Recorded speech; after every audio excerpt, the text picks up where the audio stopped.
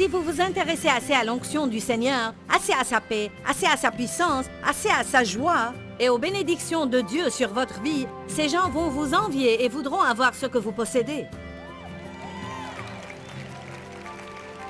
Restez avec nous dans Jouissez de votre vie.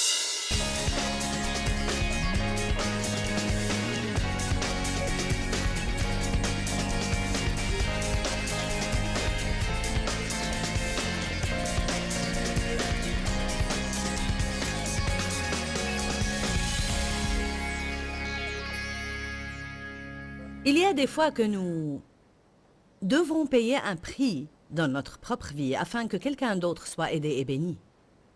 Ce que nous pouvons passer par parfois n'a pas grand-chose à voir avec nous. Mais nous passons par pour que quelqu'un en bénéficie. Si tu veux être utilisé par Dieu, tu dois passer par certaines choses afin que Dieu t'implique dans des situations où quelqu'un d'autre peut être sauvé. Tu es déjà sauvé. Tu n'as pas besoin de faire les choses dont je parle afin d'être sauvé, ni de mûrir spirituellement pour être sauvé. Notre salut n'est point par les œuvres. Aujourd'hui, je vous parle des fruits et des œuvres. Mais votre salut n'est point par les œuvres, mais par la grâce. La grâce est un don gratuit. Mon nom est inscrit dans le livre de vie de l'agneau, car j'ai accepté Christ comme mon sauveur. Je crois qu'il est mort sur la croix pour moi. Je crois qu'il a payé le prix pour le pardon de mes péchés. Il est l'unique sacrifice accepté pour payer le prix de mes péchés. Mais beaucoup de gens s'arrêtent juste à ce niveau-là. Ils se contentent de leurs autocollants, de leurs pins de Jésus et de leurs baladeurs, et c'est tout ce qu'ils ont.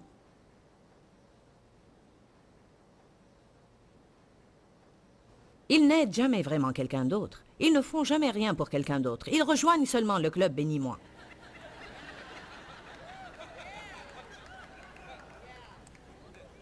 Bien, je suis venu pour obtenir ma bénédiction. J'entends souvent cela. Ouh, je suis là pour obtenir ma bénédiction. Je voudrais que vous soyez bénis, mais êtes-vous venu pour bénir quelqu'un?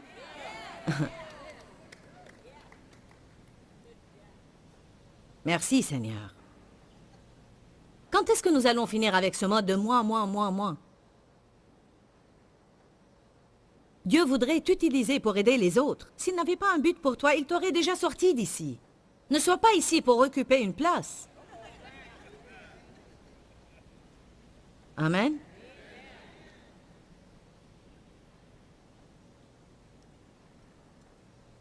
Dans Ésaïe 53, 4 et 5, je voudrais qu'on regarde ensemble cela, parce que cela donne un aperçu de ce dont je vous parle. Regardez ça, Ésaïe 53, 4 et 5. Certes, il a porté nos souffrances, nos maladies, nos faiblesses et nos afflictions, et il s'est chargé de nos chagrins,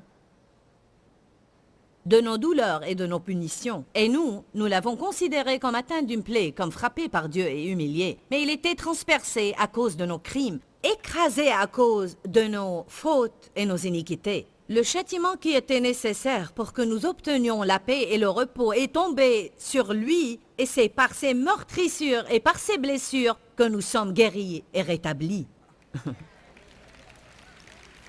Jésus a dit, « Suivez mon exemple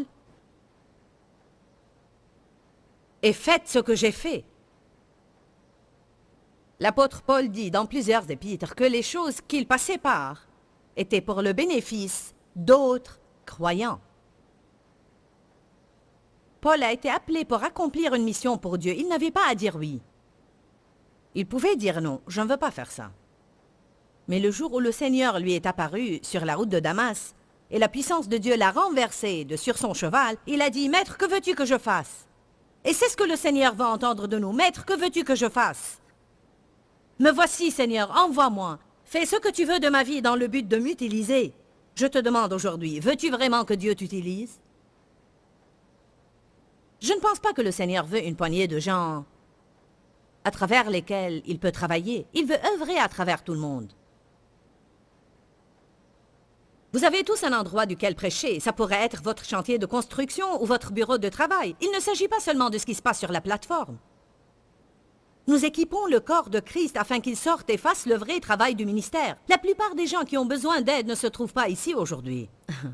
Mais vous savez, si vous vous intéressez assez à l'onction du Seigneur, assez à sa paix, assez à sa puissance, assez à sa joie et aux bénédictions de Dieu sur votre vie, ces gens vont vous envier et voudront avoir ce que vous possédez.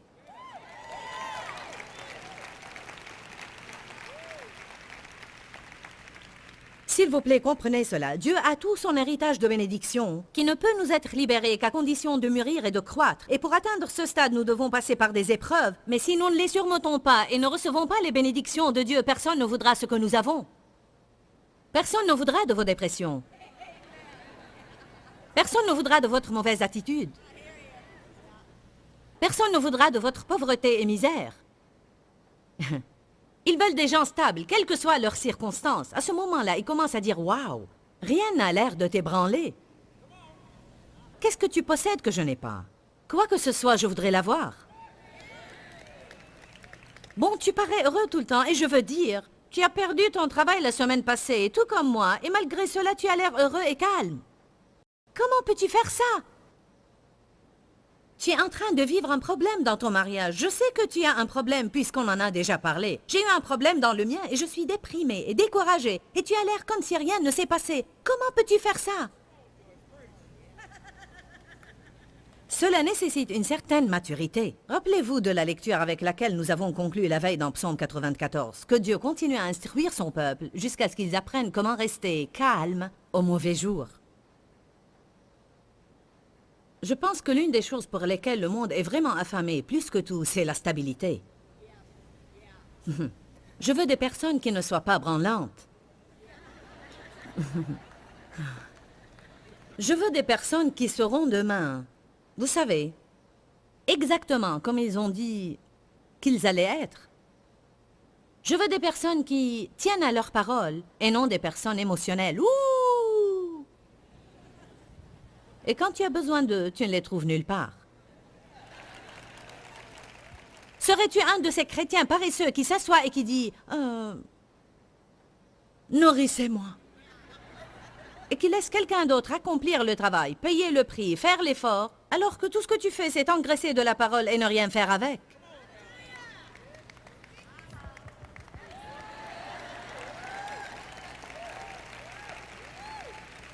Vous savez pourquoi je vous dis cela? Parce que vous ne serez pas heureux.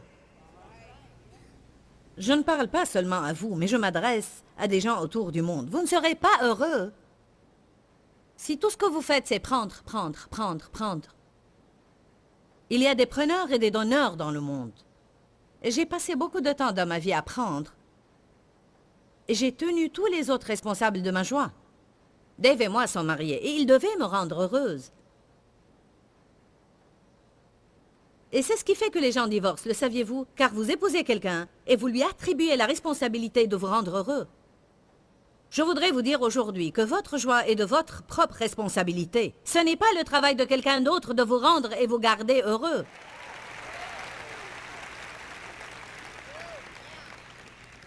Votre travail, ce que Dieu vous a assigné, c'est de garder quelqu'un d'autre heureux.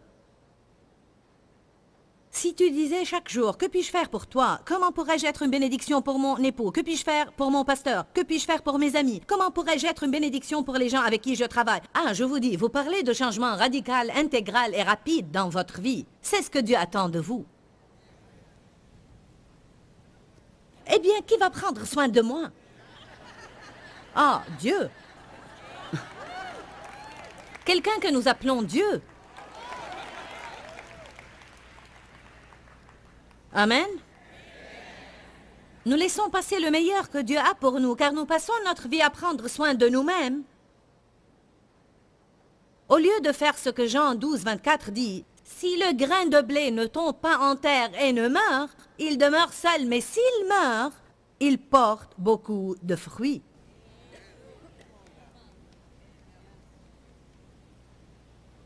C'est une écriture merveilleuse.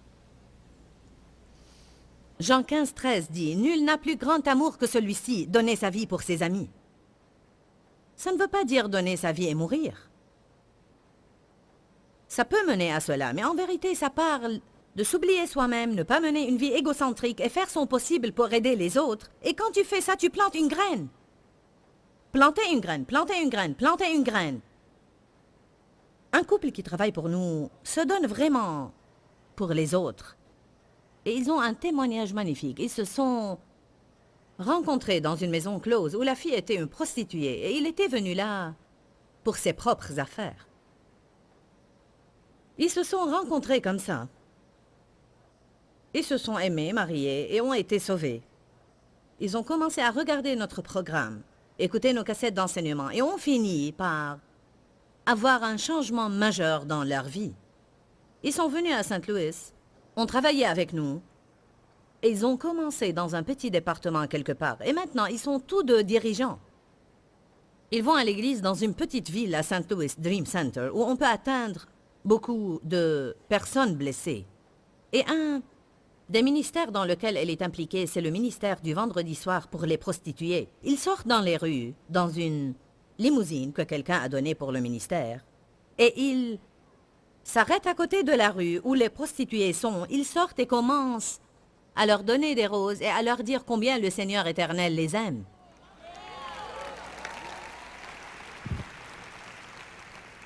Maintenant, ils travaillent toute la semaine.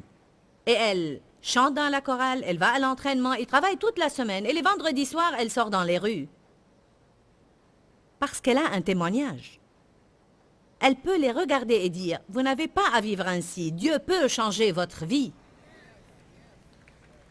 La semaine passée, ils étaient excités à l'idée d'avoir reçu une aide financière majeure. Une ferme que possédaient ses parents quand elle était enfant a été vendue et une part de l'héritage lui est revenue. Je veux dire, comme ça, soudain. Alléluia.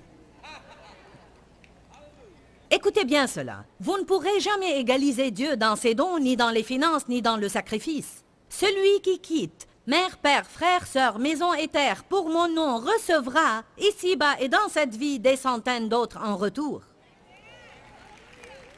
Quelques-uns parmi nous ne veulent même pas abandonner un ami qui vous pompe la vie.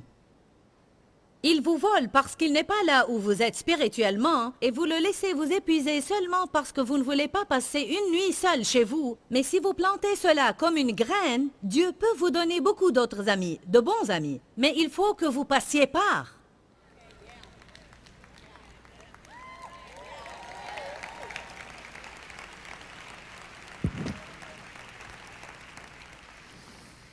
Nos ancêtres ont payé le prix pour qu'on vive dans une nation comme l'Amérique. Avez-vous idée combien de personnes ont payé de leur vie pour qu'on soit ici aujourd'hui libre de faire des réunions? Pensez à cela. Quelqu'un devait payer le prix pour la liberté dont nous jouissons aujourd'hui. Quelqu'un doit toujours payer le prix pour que quelqu'un d'autre soit béni. Jésus a payé pour ce que nous avons aujourd'hui. Nos ancêtres ont payé pour la liberté que nous avons maintenant. Le travail que tu as, quelqu'un a dû payer le prix pour construire cette compagnie. Nous avons 500 personnes qui travaillent pour nous et un bel immeuble qui est vraiment un cadeau de Dieu et qui a été payé comptant. Je vais vous dire pourquoi nos employés aiment venir au travail dans ce lieu, parce qu'il est bon de travailler dans cet endroit et ils ont un bon travail. On les paye bien et ils ont une bonne assurance. Et ils aiment ça. Mais ils n'étaient pas avec moi au sous-sol. 3 parmi eux étaient au sous-sol. 3 personnes ont commencé avec nous. Et ils sont toujours là. Mais beaucoup de gens viennent et ils ont un travail dans la vie, dans la parole, et ils jouissent de tous les bénéfices d'un prix qu'a payé quelqu'un d'autre. Vous savez que Dave a payé le prix pour que je fasse cela? Parce que Dave a dû m'endurer durant les années difficiles. Il a dû endurer à travers ces années lorsque je n'étais pas du tout bonne avec lui.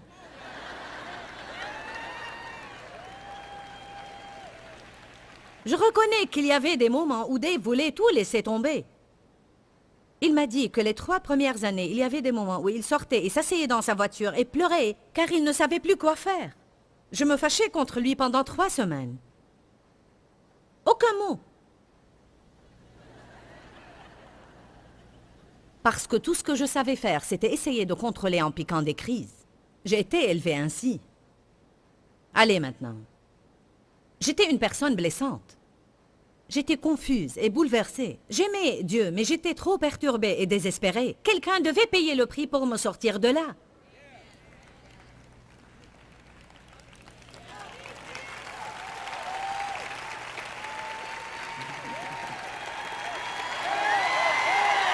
Oh.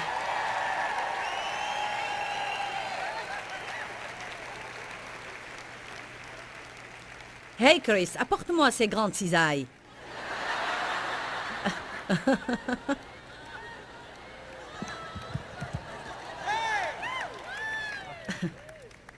Vous savez, Dave m'a dit plusieurs fois, Dieu m'a mis dans ta vie pour crucifier ta chair. Quelque part, c'était vrai. Eh, c'est mon tour. Vous savez, alors que j'étais assis en bas, Dieu m'a dit, va et parle de cela. Parce qu'elle a dit que je suis sorti et j'ai pleuré, mais je n'ai pas seulement pleuré, mais j'ai aussi prié parce que je savais. J'ai été élevé dans une famille chrétienne. Ma mère était très forte de caractère. Et je savais que je ne pouvais l'abandonner. Beaucoup de personnes fuiraient dans de telles situations. Et voilà ce que le Seigneur voulait que je partage. D'autre part, il y avait une bénédiction. Voici la bénédiction, d'accord? Mais beaucoup de personnes passent à côté de leur bénédiction parce qu'ils ne restent pas forts pendant ces périodes. Oui, j'ai versé. J'ai dû verser beaucoup de larmes pendant cette période et j'ai prié parce qu'au fond de moi-même, je savais que je ne pouvais pas changer Joyce de l'extérieur, il fallait que ça soit un travail de l'intérieur. Dieu m'a dit ça, tu ne peux pas la changer de l'extérieur, il faut me laisser la changer. Donc il fallait que je fasse ça. Il fallait que je la présente à Dieu dans la prière. Chaque moment difficile, il fallait la présenter au Seigneur dans la prière et lui permettre de la changer de l'intérieur et j'ai vu cela se réaliser. Après avoir remis une situation entre les mains de Dieu, je voyais un changement, j'ai vu cela se réaliser. Mais ce que je voulais partager est, ne fouillez pas les situations difficiles dans votre mariage. Tenez bon dans ces situations parce qu'après les avoir surmontées, il y a beaucoup de bénédictions que Dieu veut que vous ayez ensemble. Mais si vous fouillez, vous ne les aurez jamais. Merci, Dave. Attends, prends ça avec toi.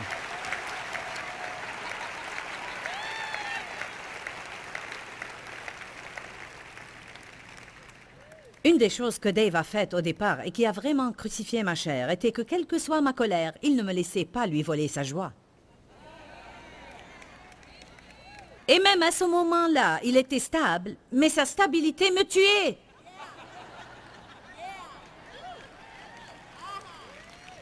C'est pourquoi il faut croître et atteindre la stabilité, parce que même votre stabilité peut changer quelqu'un.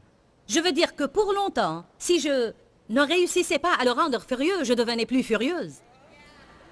Mais quand vous piquez tant de crises et vous réalisez que rien ne marche, à ce moment-là, vous changez. Si vous ne pouvez pas changer quelqu'un d'autre, à ce moment-là, vous décidez de vous changer vous-même. Amen. Il faut être ce que Dieu veut que vous soyez et laisser Dieu prendre soin des autres personnes. Amen.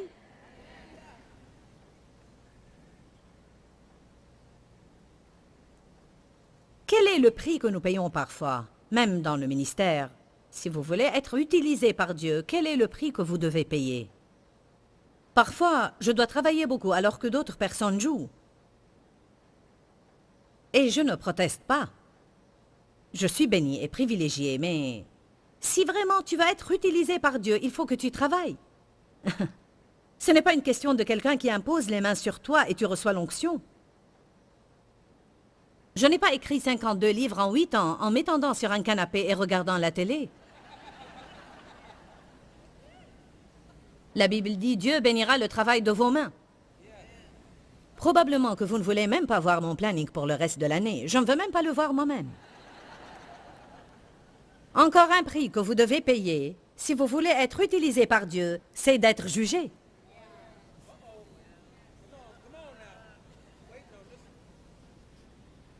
Une des choses pour lesquelles vous allez être jugé, si vous devenez suffisamment mature pour que Dieu puisse vous utiliser, alors vous allez être aussi béni.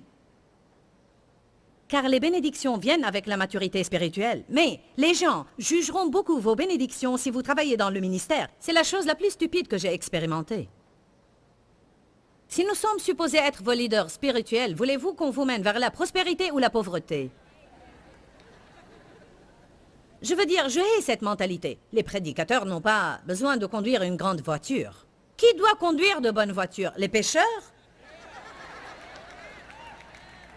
Qui doit porter de jolis vêtements? Les gens qui Visite les médiums, les gourous et les voyants pour avoir leurs informations, ou les gens qui se lèvent et se prosternent tous les matins et demandent l'instruction de Dieu.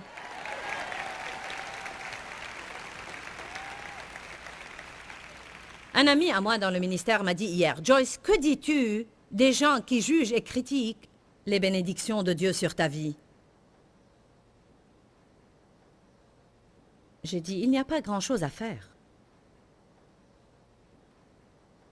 Si je me débarrasse de toute chose pour laquelle les autres me jugent, je ne posséderai rien. » J'ai commencé le ministère avec un tailleur emprunté. Je conduisais une voiture qui avait 20 ans. Et j'étais aussi fidèle au Seigneur que je le suis maintenant. Mais Dieu m'a béni à travers les années. Et personne n'a le droit de vous juger. Personne n'a le droit d'être jaloux, car ils ne savent pas le prix que vous avez payé. Si tu ne veux pas faire ce que les autres font pour avoir ce qu'ils ont, alors ne sois pas jaloux d'eux.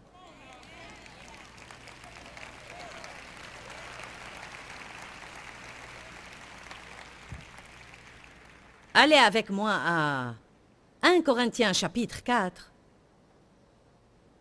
pour vous montrer l'attitude de Paul vis-à-vis du jugement.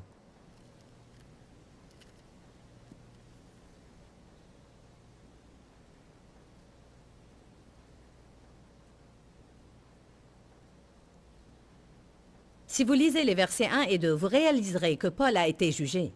Dans le verset 3, il dit, « Pour moi, personnellement, il m'importe fort peu d'être jugé et d'être critiqué par vous, et peu m'importe d'être jugé ou questionné par n'importe quelle juridiction humaine. Bien plus, je ne me juge pas non plus moi-même. » Paul est en train de dire, qu'est-ce qu'il veut dire par là? Peu importe ce que vous pensez, parce que je sais bien que mon cœur est juste devant Dieu.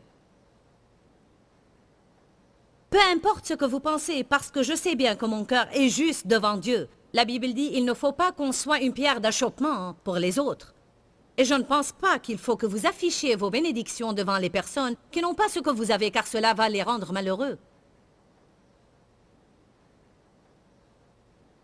Vous ne pouvez pas être affecté outre mesure par le jugement des autres. Dans Galates 6:17, Paul dit, « Dorénavant que personne ne me fasse de la peine, car je porte dans mon corps les marques de Jésus-Christ. » Il a payé le prix. Amen. Je pense à un autre prix que vous devez payer si vous voulez être utilisé dans le ministère, et c'est que votre niveau privé va être ramené à 0. Bien que je sois une personne extrêmement ouverte, il y a des choses que je souhaite garder privées dans ma vie. Il y a des gens qui veulent prendre des photos de ma maison. Et moi, que faites-vous là? Je veux dire, je comprends tout cela et je ne dis pas que cela me dérange, mais je veux seulement dire que vous allez avoir un autre style de vie si vous voulez être utilisé par Dieu. Ma question est, voulez-vous vraiment être utilisé par Dieu? Comment voulez-vous être utilisé par Dieu? Voulez-vous être utilisé un peu ou beaucoup? Voulez-vous être utilisé dans votre entourage ou autour du monde? Je me rappelle, alors que je conduisais à travers ma petite ville à Fenton, c'était avant que j'aie un grand ministère. Je faisais des études bibliques à cette époque. Et j'avais le désir d'aller partout dans le monde et prêcher. J'ai dit, Seigneur, je t'en prie, je veux voyager et prêcher. Seigneur, je t'en prie, je veux prêcher au moins 12 fois par mois. S'il te plaît, Seigneur. Aujourd'hui, nous avons parlé comment être utilisé par Dieu et je crois que c'est quelque chose auquel on aspire tous. C'est un désir intrinsèque. Seigneur, je veux que tu m'utilises. Je veux que tu fasses quelque chose à travers moi. Je sens toujours que quand le Saint-Esprit vient dans la vie de quelqu'un, il est le consolateur. La Bible dit le Saint-Esprit est le consolateur. Alors quand le consolateur vient habiter en nous, nous allons devoir aider d'autres personnes. Nous voulons que Dieu nous utilise pour aider les autres, mais il y a des préparatifs qui doivent avoir lieu dans notre vie. Je vous encourage à laisser Dieu faire tout ce qu'il veut faire en vous. Ne combattez pas avec lui, ne luttez pas contre lui, ne prenez pas la place du conducteur. Dites seulement, me voici, je veux que tu m'utilises. Fais tout ce que tu veux faire dans ma vie pour me conduire à l'endroit où je peux être utile pour toi. Parfois, j'ai même dit au Seigneur, je sais que tu fais un travail en moi et que je ne vais pas me sentir bien. Même si tu veux me lier à l'autel, Seigneur, fais tout ce que tu souhaites faire de ma vie. Mais je veux que ta volonté soit faite dans ma vie. Priez des prières osées, comme s'il y a quelque chose dans ma vie, Seigneur, que tu ne veux pas, je te demande de l'ôter. S'il y a des gens dans ma vie qui ne sont pas bien pour moi, je veux que tu les enlèves. On passe beaucoup de temps à essayer d'introduire Dieu dans les choses qu'on veut, au lieu de le laisser agir et faire ce qu'il veut et accomplir sa volonté dans notre vie. Si vous voulez que Dieu vous utilise, c'est un privilège. Il y a une importante responsabilité pour chaque privilège. Demeurez dans la parole, parce qu'il y a la vie dans la parole. Que Dieu vous... Pourquoi Seigneur, pourquoi? Dans ce livret, Joyce Meyer nous enseigne à travers la parole comment être délivré de la confusion. Pour obtenir ce livret gratuitement, écrivez-nous à Joyce Meyer, boîte postale 40095-6300 Larnaca, Chypre. Ou bien visitez notre site web www.joycemeyer.org/fr.